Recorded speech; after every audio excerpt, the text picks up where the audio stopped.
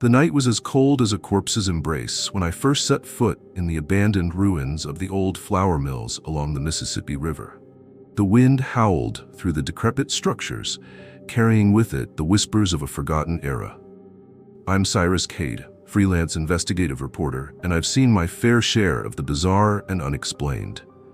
But nothing could have prepared me for what awaited me in the heart of Minneapolis's Mill City area. It all started with a series of peculiar reports trickling in from workers and urban explorers.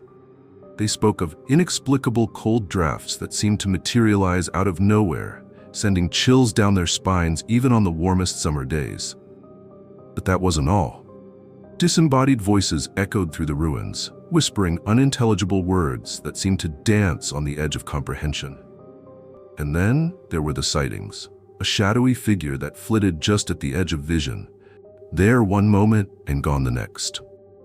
As I made my way through the labyrinthine passages of the old mill, my trusty tape recorder in hand, I couldn't shake the feeling that I was being watched. The crumbling brick walls seemed to loom over me, their jagged edges casting grotesque shadows in the beam of my flashlight. I cleared my throat, my voice echoing in the empty space as I began to narrate. April 15th, 2025. Cyrus Kade reporting from the abandoned flour mills of Minneapolis. The air here is thick with dust and something else, a palpable sense of unease that seems to seep from the very walls themselves. I paused, listening. Was that a footstep I heard, or merely the settling of ancient timbers? I pressed on, my curiosity overriding my instinct for self-preservation. Local legend speaks of a worker who met a grisly end here decades ago, his spirit doomed to wander these halls for eternity. But is there any truth to these tales, or are they merely the product of overactive imaginations and too many late-night horror films? As if in answer to my question, a sudden gust of frigid air swept past me, carrying with it the faintest whisper of a voice. I spun around, my heart pounding in my chest, but there was nothing there, just the endless maze of corridors stretching out before me. I pressed on, delving deeper into the bowels of the mill. The further I went, the more oppressive the atmosphere became. The air grew thick and heavy, laden with the scent of mold and decay. And yet, beneath it all, there was something else. A metallic tang that tickled the back of my throat and set my teeth on edge. As I rounded a corner, my flashlight beam fell upon a figure huddled against the wall. I nearly jumped out of my skin before realizing it was just a man. A very old, very dirty man, but a man nonetheless. He looked up at me with rheumy eyes, his face a maze of wrinkles and scars. "You shouldn't be here," he croaked, his voice as dry and brittle as autumn leaves. "It ain't safe." I approached cautiously, my reporter's instincts tingling. This man clearly knew something, and I was determined to find out what. "The name's Cyrus Kade," I said, crouching down to his level. "I'm investigating the strange occurrences in these ruins. What can you tell me about them?" The old man's eyes darted nervously around the room before settling back on me. "I've seen things," he whispered. "Terrible things. The phantom. It ain't what you think." I leaned in closer, my curiosity piqued. "What do you mean? What is it?" But before he could answer, a bone-chilling scream echoed through the ruins. The old man's eyes widened in terror, and he scrambled to his feet with surprising agility for someone of his age. "It's coming," he cried, disappearing into the shadows before I could stop him. I stood there, frozen, as the echoes of the scream faded away. My heart was pounding so hard I could feel it in my throat. Slowly, I raised my tape recorder to my lips. "Something is definitely not right here," I whispered. That scream, it sounded almost inhuman. And the old man, who was he? What did he mean about the phantom? I knew I should leave, should run as fast as I could back to the safety of the world outside. But I couldn't. Not yet. I had to know the truth. With trembling hands, I pulled out the stack of documents I'd managed to unearth from the city archives.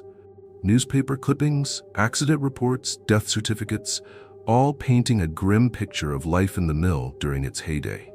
"According to these records," I narrated, my voice barely above a whisper, "the mill was a death trap.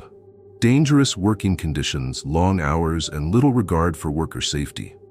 Over the course of its operation, dozens of workers lost their lives here. Crushed by machinery, suffocated by flour dust, or victims of catastrophic explosions. I shuffled through the papers, my eyes widening as I came across a particular incident report. But one death stands out among the rest. July 18th, 1922. A worker by the name of Elias Grimm was reportedly pulled into one of the giant mixing vats.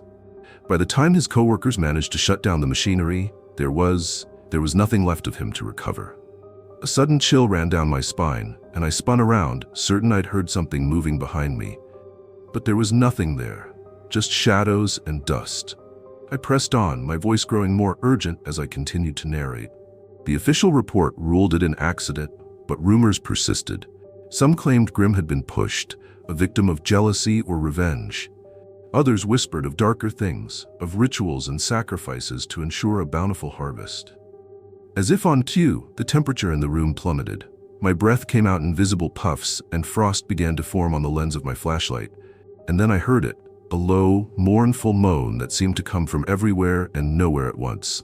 I stumbled backward, my heart racing. What the hell was that? I gasped into my recorder. It sounded like. Before I could finish my thought, a figure materialized before me. It was hazy and indistinct, like a man-shaped cloud of flour dust. But its eyes burned with an otherworldly blue light. I let out a strangled cry, nearly dropping my flashlight as I scrambled away. The figure reached out towards me, its mouth opening in a silent scream. I turned and ran, my feet pounding against the concrete floor as I fled deeper into the maze of the mill. I ran until my lungs burned and my legs felt like lead. Finally, I collapsed against a wall, gasping for breath. As I sat there, trying to calm my racing heart, I became aware of a faint humming sound coming from somewhere nearby. Curiosity overrode my fear, and I found myself following the sound. It led me to a section of wall that looked no different from any other, but as I ran my hands over it, I felt a slight give. A hidden door. With trembling hands, I pushed it open, revealing a narrow passageway beyond. The humming grew louder as I stepped inside, my flashlight beam revealing a tangle of wires and strange pulsing devices lining the walls. "What in the world?" I muttered, my reporter's instincts kicking into high gear. This was no ghostly manifestation. This was technology, advanced technology that had no business being in an abandoned flour mill. As I moved deeper into the hidden passage, the true nature of the haunting began to reveal itself. Sophisticated holographic projectors capable of creating lifelike apparitions, directional sound devices that could project voices and noises with pinpoint accuracy, even machines that could manipulate the local temperature, creating those inexplicable cold spots. But who would go to such lengths, and why? The answer came in the form of a gruff voice behind me. "Didn't anyone ever tell you curiosity killed the cat?" I spun around to find myself face to face with the old man from earlier. But he wasn't alone. Behind him stood a group of people, their faces a mix of anger and fear. "Who are you?" I demanded. "What is all this?" The old man stepped forward, his earlier frailty gone. "Name's Hank, used to work in this very mill, back in the day. Now we call it home." As Hank explained, the truth of the situation began to unfold. They were a community of outcasts, former workers, homeless individuals, and others who had fallen through the cracks of society. They had discovered the abandoned mill and its network of underground tunnels and rooms, turning it into a hidden sanctuary. "But we needed a way to keep people out," Hank continued, "to protect ourselves. So we created the Phantom." It was an elaborate ruse, designed to scare away urban explorers and developers alike. The ghostly apparitions, the disembodied voices, the cold spots, all carefully orchestrated to maintain the illusion of a haunted mill. As I stood there, trying to process this revelation, a new sound reached my ears. Sirens, growing closer by the second. Hank's face hardened. "Seems like your snooping has attracted some unwanted attention, Mr. Kade." I raised my hands placatingly. "Look, I'm not here to cause trouble. I'm a reporter, yes, but I'm not your enemy. Let me help you tell your story, the real story." For a long moment, Hank and the others stared at me, weighing their options. Finally, Hank nodded. "All right, Mr. Reporter, you want a story? We'll give you one hell of a story." What followed was a tale that would have made headlines across the country if only I had been allowed to publish it. A story of survival, ingenuity, and the lengths people will go to protect their own. The hidden community in the mill was more than just a refuge. It was a thriving underground society, complete with its own governance, economy, and even rudimentary healthcare system. But as the sirens grew closer, I realized that this story might never see the light of day. Hank and his people were preparing to disappear, to abandon their home and melt away into the night before the authorities could discover them.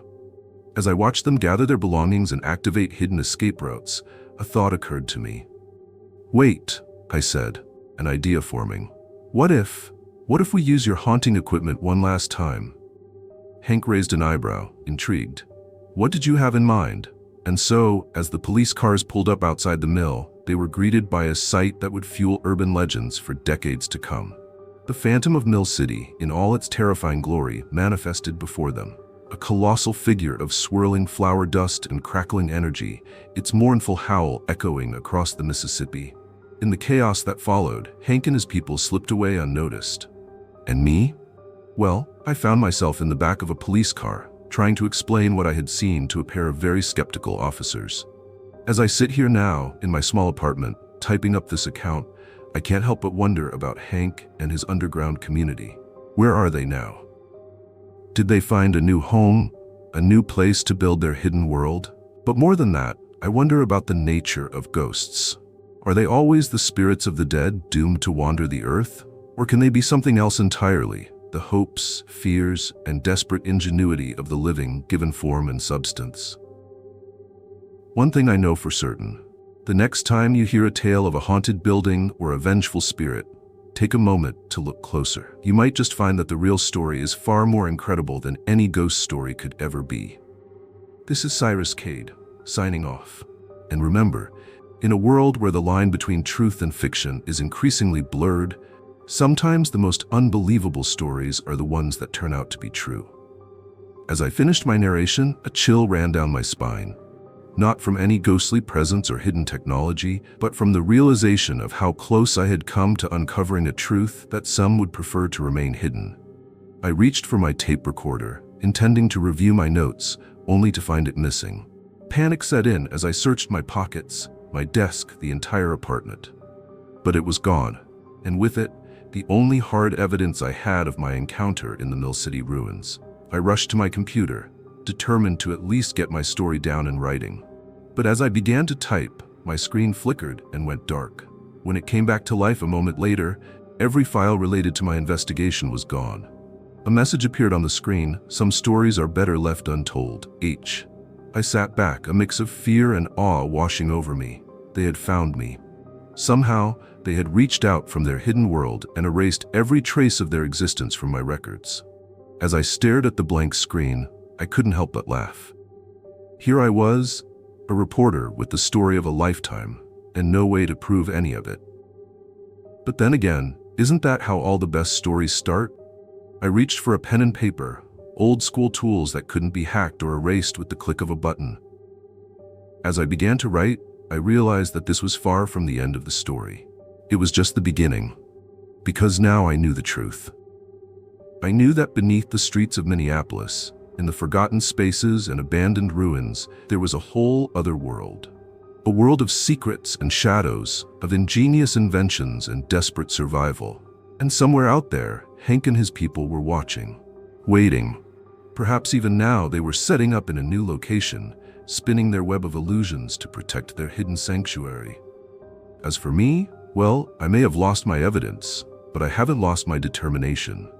The Phantom of Mill City may have been revealed as an elaborate hoax, but the real mystery, the mystery of the hidden underground community, that's still out there, waiting to be uncovered. So if you're ever in Minneapolis and you hear whispers of strange sightings in abandoned buildings or inexplicable phenomena in the old industrial areas, remember this tale. Remember that sometimes the most incredible stories are the ones hiding just beneath the surface of our everyday world. And who knows? Maybe one day, I'll find my way back to that hidden community. Maybe I'll get another chance to tell their story. Until then, I'll keep searching, keep investigating, because that's what I do. I'm Cyrus Kade, and I chase the stories that others are too afraid to touch. As I set down my pen, a sudden draft swept through my apartment, rustling the papers on my desk. For a moment, Just a moment, I could have sworn I heard a familiar voice on the wind, whispering, "Keep looking, Mr. Reporter. We'll be waiting." I smiled to myself. Challenge accepted, Hank. Challenge accepted. Thanks for joining us in the shadows tonight. If you enjoyed these chilling tales, don't forget to hit that like button and subscribe for more spine-tingling stories every week. Have you got a story of your own? Share it in the comments below. We love hearing from you.